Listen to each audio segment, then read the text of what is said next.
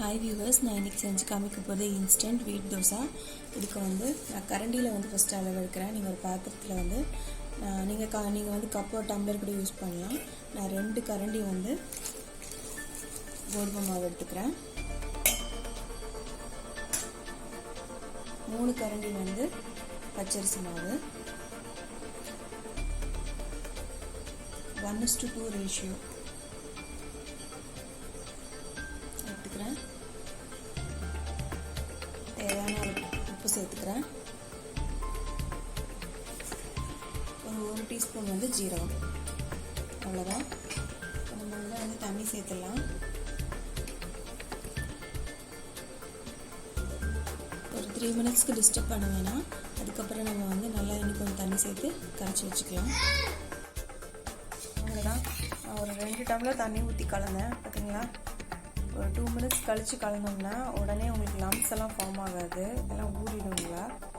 இப்போ தண்ணி ஊற்றி இந்த கன்சிஸ்டன்சிக்கு வந்து கலந்துக்கோங்க. கலந்துட்டு ஒரு 20 மினிட்ஸ் வந்து மூடி வச்சுருங்க. அப்புறம் நம்ம வந்து தோசை சுட்டுக்கலாம். இப்போ 20 மினிட்ஸ் ஆயிடுச்சு. தோசை சுட்டுக்கலாம். டவா வந்து சூடாயிடுச்சு. இது பரவலாக தான் ஊற்றணும்.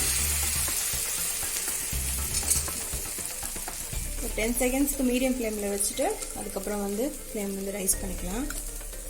நல்லெண்ணெயோ இல்லை நெய்யோ விட்டுக்கலாம். வெந்தது திருப்பி போட்டுக்கலாம். தோசை வெந்துச்சு, திருப்பி போட்டுக்கலாம்.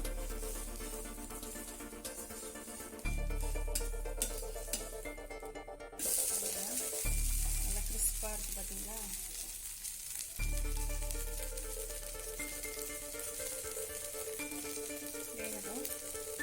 அவ்வளோதான்.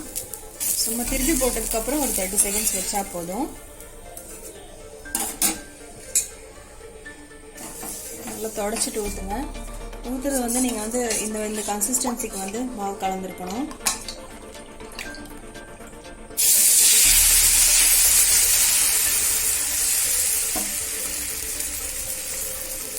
இதே மாதிரி வேக வச்சு இதையும் எடுத்துடலாம். இதையும் அதே மாதிரி திருப்பி போட்டுடலாம். நல்லா கிறிஸ்பியான, ஒவ்வொரு டைமும் நல்லா கிறிஸ்பியான தோசை கிடைக்கும். அதில் வந்துச்சு.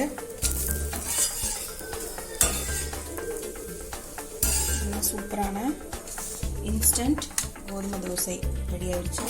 இதோட நல்ல கார சட்னி, இல்லைன்னா தேங்காய் சட்னி எது வேணால் வச்சு சாப்பிடலாம்.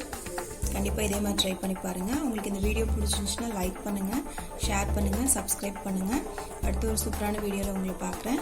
நன்றி.